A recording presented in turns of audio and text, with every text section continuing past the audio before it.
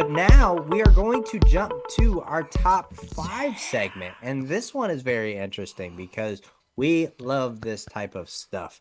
Because we are going to be talking about top 5 favorite films that are based on real life historical events or different nitty-gritty situations that happen, like in news or drama, like murders. Obviously, that's a big one. People love murder porn. But you have a murder porn kind of. But yeah, I'm excited to talk all about these films because they're all so good and they're all kind of niche films. For the time that they come out, they are very blockbuster, they are very mainstream, but once like the time fades, a lot of new generational people don't know about these films anymore. So it's good to refresh the minds to be like, let you know, hey, this stuff is based on real life events Oh yeah. and it's a great freaking film. So I'm very excited to dive into this one. So I'm going to start off with number 5. And this one, it's so weird because I'll preface it like this. When I was in high school, freshman year or even in junior high, I was like, as soon as I graduate high school, I'm packing all my stuff up and I'm just driving. I'm getting out of here. I don't care. Wanting to explore the world, explore the country because there's so many different areas and cultures that you just don't know about. And this film really hit home for me. I'm talking about Into the Wind with what's his face? I actually have 3 of his freaking films on my list, Oh. which is hilarious. And I didn't even realize it until um until literally last night. Emil Hirsch. Emil Hirsch, There that's you his go. name. This film is freaking fantastic because after graduating from Emory University, top student and athlete Christopher McCandles abandons his professions and possessions to give his entire $24,000 saving account to charity and then hitchhikes to Alaska to live in the wilderness. Now, my dreams were not that extreme. I was definitely not going to Alaska. But I mean, it's so interesting because, kind of like the film, this was basically Nomadland before Nomadland Yeah. on the same kind of scale.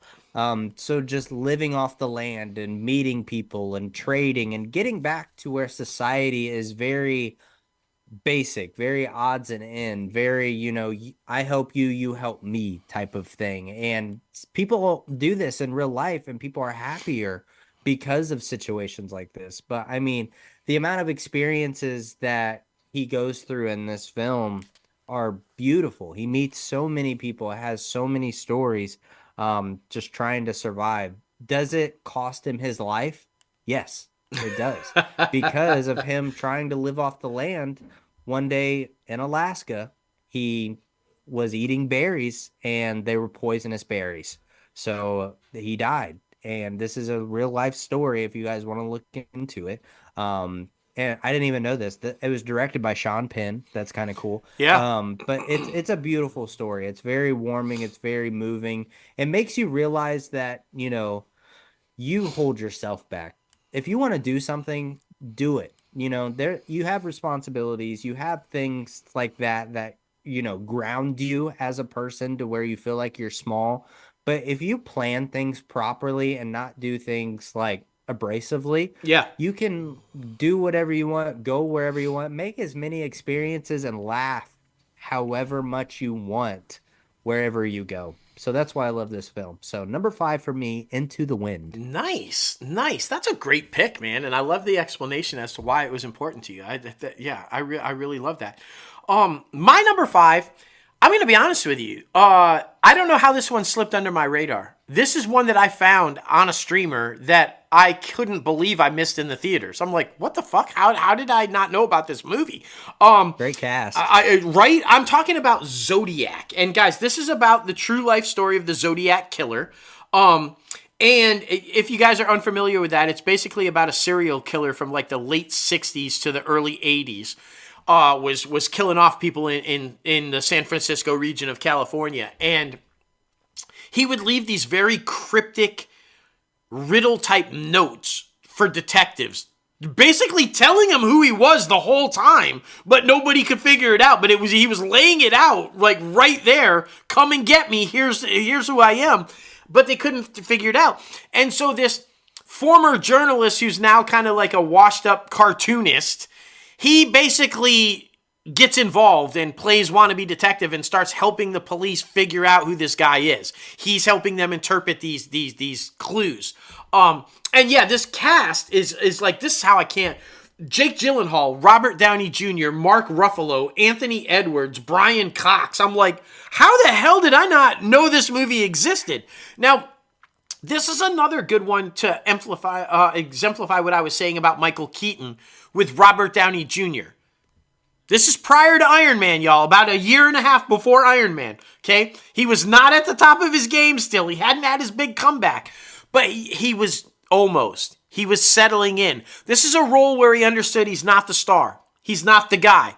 But this is a great supporting role where you barely see him in the movie, honestly, but his character is pivotal to the movie plot. And once you settle in, so that's what I'm saying. This is more or less a Gyllenhaal, Mark Ruffalo star, right? But this is a brilliant one. And here's how I really this is why I love the movie, first of all, and how I was shocked I missed it. David Fincher directs it. This is David Fincher's type of movie in every which way possible. These suspenseful, dramatic, dialogue-driven, make-you-think movies. That's Fincher's, like that's his go-to, right? And so him directing this movie was just, I've got him on a couple of mine. I didn't even realize, but I'm a fan of Fincher. So if you have a chance and you haven't seen it, like I didn't, check this one out, Zodiac. It'll make you think. And if you hadn't heard the history of this serial killer, he was pretty sick. He was a pretty twisted individual. So it's a really cool story just to learn the history of. Like you said, if you're into true crime and murder shit, it's a good one. It's a good one. Zodiac, y'all. Zodiac. I'm pretty sure they still haven't caught him or know his identity. There's so many theories about who there's that one theories is, about whether the person they think it is was the right person or not. Yeah, there's all kinds of stuff out there. I highly recommend it. And then, like I said, it makes you think. You'll be thinking about it the whole time. Like, do they have the right guy? Did they not have the right guy? Is this the yeah, you'll be thinking forever on it. And that's why I like it. Yeah, for sure, man. For sure. Well, my number 4 goes to Alpha Dog. I love this film. We've talked about it before. Another amazing cast because Emil Hirsch, Justin Timberlake, Bruce Willis, Anton Yelchin, Matthew Berry, and so many freaking others. I even think what's her face is in it. The crazy Amber Heard. I think Amber Heard is in it. Yep. But yeah, man, it was one of those movies that is a crazy freaking event because everybody knows I love, stories about the underworld, and this was kind of loosely based around that, kind of like a mid-level under how am I trying to say that? A middle class underworld, or even a high middle class underworld, where they're just selling a good amount of weed and stuff like that, where it's really just white privileged kids who buy drugs and party on mommy and daddy's dime. But I mean, there is a situation where two friends, one has to pay back the drug dealer and he doesn't have the money for it. So the drug dealer kidnaps the guy's brother. And then the whole story is they don't know how to, approach this. They've never kidnapped anyone before. So they're like, let's just hang out with the guy. Let's just make it kind of like a ransom thing where we're threatening the guy that owes us money. We're actually just hanging out with the kid brother, which is very interesting because the kid brother was somebody who was kind of like a loner, a nerd type of thing, but he actually found a group of friends with the people who technically kidnapped him. So that was very interesting. But, people get caught up in so many different things to where, spoiler alert, they have to kill the kid brother. And, this is based on a true story. It's so freaking wild. It's such a good story, though. If you guys have time, be sure to check out the trailer for this thing because, I just remember it being such a hit for that time period. And just so many, people have talked about this film throughout the years and about how it was so underrated. Ben Foster's in it as well. Yeah, so many great people like started to be up and comers from this film, and I love to see that too because we talk about all the time how much we love Justin Timberlake's acting work, and this is another prime example of it because he's a phenomenal actor and he does amazing in this film. So yeah, my number four, Alpha Dog. Nice, nice. My list, you're going to see a theme here because anybody who knows me and has known me for a long time in my life or just even listening to these shows over the years, you know the three things that I really love the most aside from filmmaking are business, the law, and history. Those are my like three things, right? My whole list is based on these. We started off with kind of crime and murder, right? Kind of a thing. We're keeping with the law theme here. My next one is on the basis of sex. I wasn't even going to see this film. I hadn't really heard of it. I wasn't aware of it, which, again, I'm not sure why I wasn't. But it was recommended to me by a really dear friend, Stephanie, thank you. And she's like, you got to go see it. It's about Ruth Bader Ginsburg. And I'm like, oh, okay. And so it's the origin story, basically, of Ruth Bader Ginsburg. It's about her life. And it starts off in the 1950s with her in Harvard, which, by the way, she's one of the first women to ever get into Harvard law. And this basically starts off at the beginning of her career and how she's just a rule breaker and steamrolls and makes it all the way to the United States Supreme Court. And this shows her battles and her historic monumental wins in court and taking on the system. But it comes at it from a way where not only are you looking at it from her legal accomplishments and everything that she did for women and what she was able to accomplish and change the game as far as the legal system it goes for women, but how she balanced it as a wife and a mother and these things that because it shows it from the personal aspect. And I thought they did an absolutely brilliant job of highlighting who this woman was, not just as a legal scholar and a legal giant, but who she was. And even if you lean the other way, I think this movie does a really good job of showing you why she thought the way she thought and presented her belief system the way she had it. And you can't watch this movie and not respect her and who she was as a human being. Because RBG got real popular real quick all of a sudden. She became like this thing. There's bobbleheads and all this. But this movie, if you really want to know really what she's all about and why she was the way she was and where she got to where she was, this movie I highly recommend. And it's Felicity Jones who plays her. I can't believe she didn't get an Oscar for it, honestly. She just was brilliant in this role. I love her anyway as an actress, but I was mind blown by it. I couldn't take my eyes off the screen whenever she was on it. Just captivated. Also has Justin Theroux, Sam Waterston, Kathy Bates. Just a phenomenal cast. But yeah, on the basis of sex, I highly recommend it. If you ever want to find out about RBG, just watch that movie, man. It's a great movie. Yeah, I mean, and you got a cannibal in there, so Yeah, I tried not to mention him, but just forget that part. Just forget that part. Yeah. It's fine. It's fine. Watch it and tell us who you think it is. That's the new game. Ruth probably would have gone after him in real life, yeah. For real. Number 3 for me goes to Bombshell. The crazy story that is the Fox News allegations and sexual misconducts that were happening at the news station or the news affiliate. It was crazy because, I mean, there's so many talented women in this film and they all do such an amazing job. Charlize Theron, Nicole Kidman, Margot Robbie, so many freaking others. And Allison Janney's in this thing. Yep. Connie Britton, Kate McKinnon, Liv Holson, and I mean, on top of that, you have Mark Duplass, Malcolm McDowell, John Lithgow, so many freaking talented, amazing people. This is in the middle of the Me Too movement, and we know about all of the allegations that were happening around Fox, just Fox in general, the big umbrella that is. So to have this, it's kind of like a fictionalized telling because it's not, they never really wanted to identify the woman who was groped or come onto or harassed, I should say. Mm-hmm. So it's one of those things where fictionalized telling, but it seems like it could very well be a lot of facts in this thing. Yep.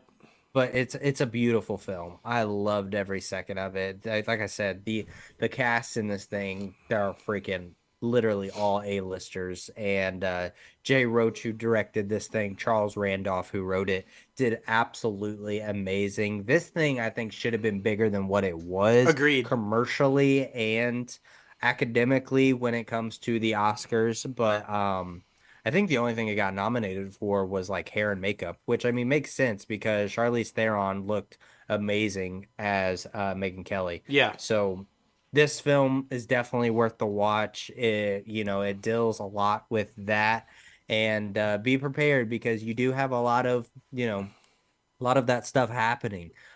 Still current day time and a lot of stuff obviously happening in the film because they're telling the story, but it's an amazing film. So number three for me, Bombshell. Absolutely, and yeah, because he's in everything. Our buddy, our friend, the man, the myth, the legend, Spencer Garrett is in this film He is too in as that as Sean well. Yep, Hannity. So, and he looks like Sean Hannity. So kudos he to the hair does. and makeup people. But be able to check it out just for our buddy, man, for Spencer, because God bless him, he's in everything. Right. Number three for me, political junkie as I am, journalist, all that fun stuff, is probably the definitive film on the most famous, well-known, world-known political scandal in history, the Watergate Yeah. scandal.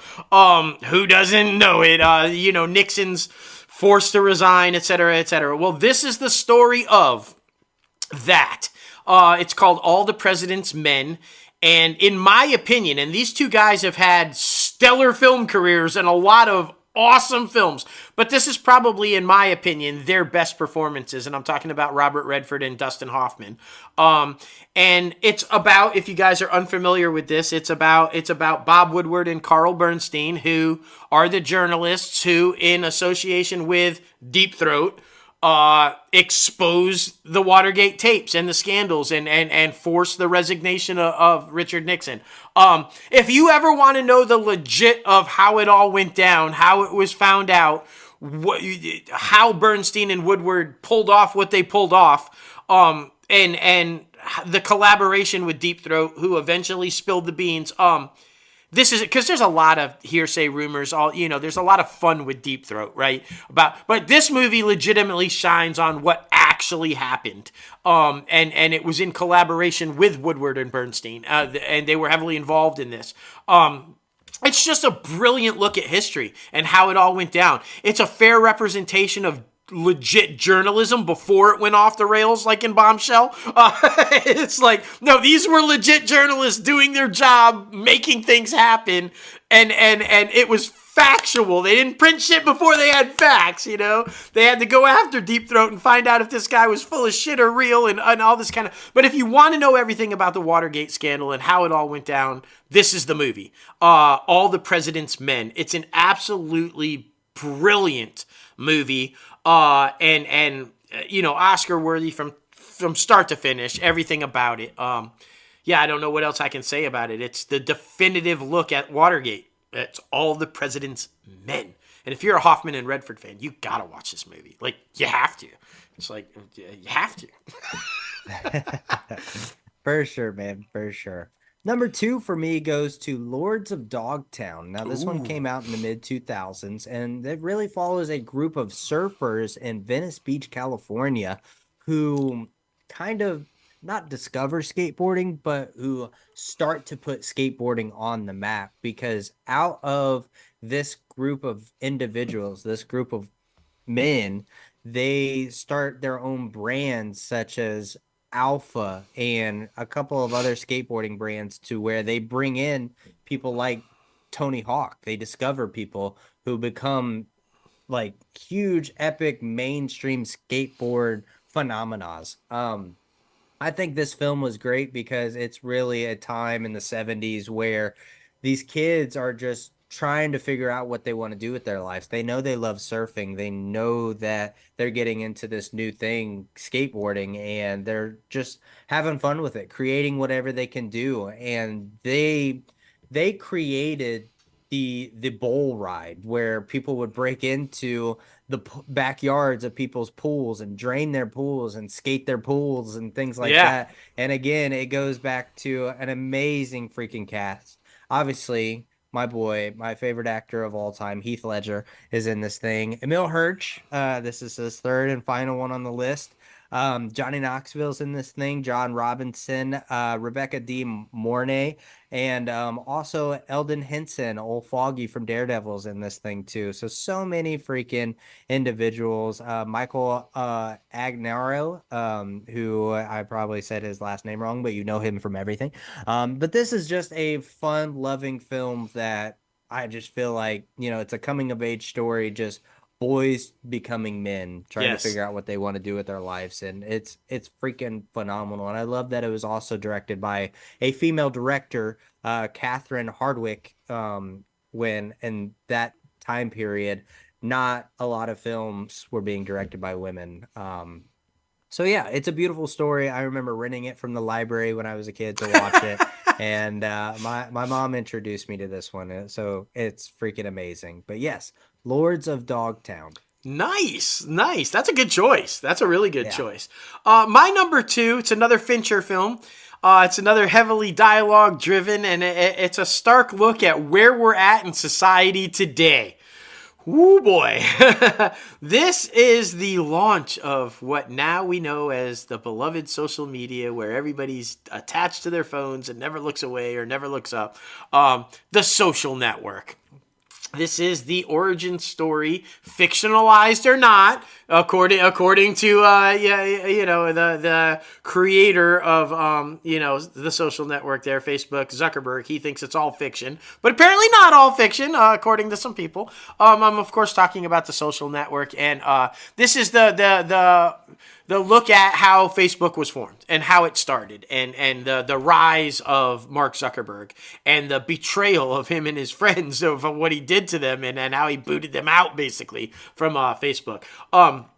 This is just a brilliant character study. This is why I really like Fincher so much, because he dives deep into the characters. He makes you empathize and feel for, even when you want to hate Zuckerberg throughout this whole thing, you almost feel for him sometimes. It's like, and I think Fincher is one of the best at doing that, making you feel empathy for characters that you want to hate, because he just dives so well into the character study of them. And this is, again, another brilliant cast. If you guys don't know, it's Jesse Eisenberg, obviously, Andrew Garfield, Rooney Mara, Justin Timberlake, the Cannibal, again, is in it, kind of pivotal role in this one too, the Cannibal.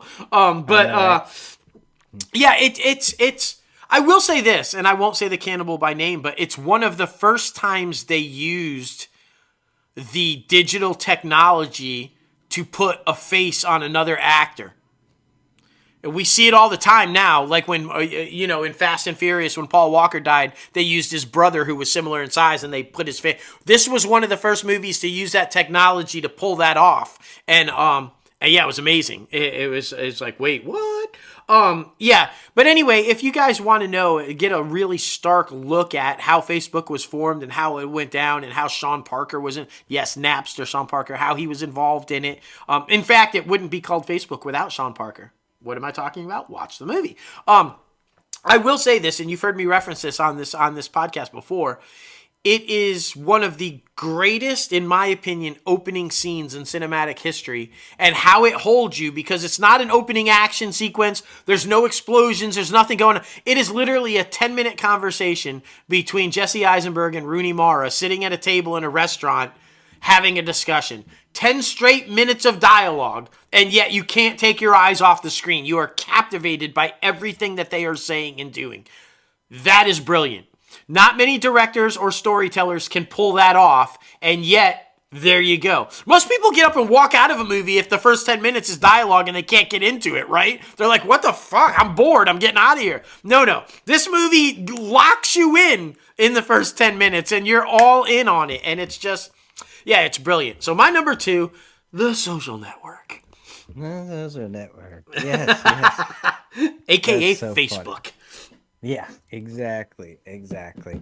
Well, my number one, I've talked about this so many times, and so I'll keep it nice, short, and sweet. It's Jordan Belfort, aka Leonardo DiCaprio, Martin Scorsese, John Bernthal, Jonah Hill, so many others, Oh Margot yeah. Robbie in Wolf of Wall Street. I freaking love this film just because it's a No. good time. It's a good It time, man. is. It's like drugs, sex, alcohol, partying. Like it's just a really good time.